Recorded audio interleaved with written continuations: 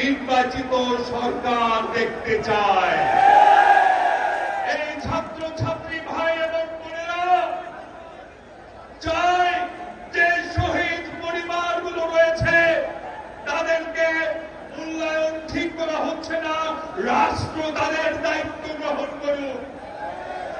এই ছাত্র ছাত্রীরা চায় যারা আমাদের ভাইদের হত্যা করেছে, যারা আমাদের বোনদের হত্যা করেছে, যারা আমাদের গুম করেছে, তাদের বিচার বাংলাদেশের মাটিতে হতে হবে। শেখ হাসিনা বহু মানুষকে হত্যা করেছেন 16-17 বছরে। শেষ 15 দিনে 3,000 ছাত্র ছাত্রীকে হত্যা করেছেন, রাইফেলের গুলি দিয়ে হত্যা করেছেন, হেলিকপ্টার দিয়ে গুলি করে ছোট ছোট বাচ্চাদের হত্যা করেছেন। এই কুখ্যাত খুনিকে পৃথিবীর কোন দেশ আশ্রয় দিতে চায় নাই।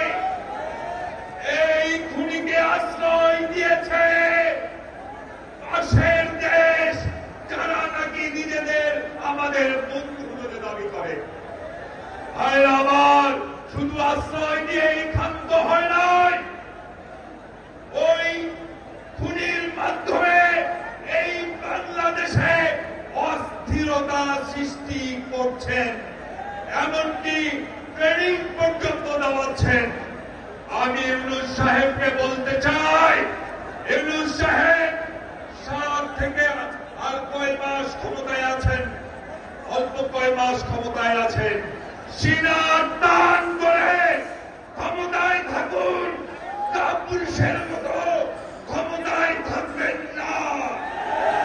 যারা বাংলাদেশে অস্থিরতা সৃষ্টি করতে চায়, বাংলাদেশের বিশৃঙ্খলাকারীদের আশ্রয় দিয়ে তাদের বিরুদ্ধে জাতিসংঘে অভিযোগ উপস্থাপন করুন এবং ওদের জানিয়ে দিন বাংলাদেশ কিন্তু আলোচনার টেবিলে স্বাধীন হয় নাই।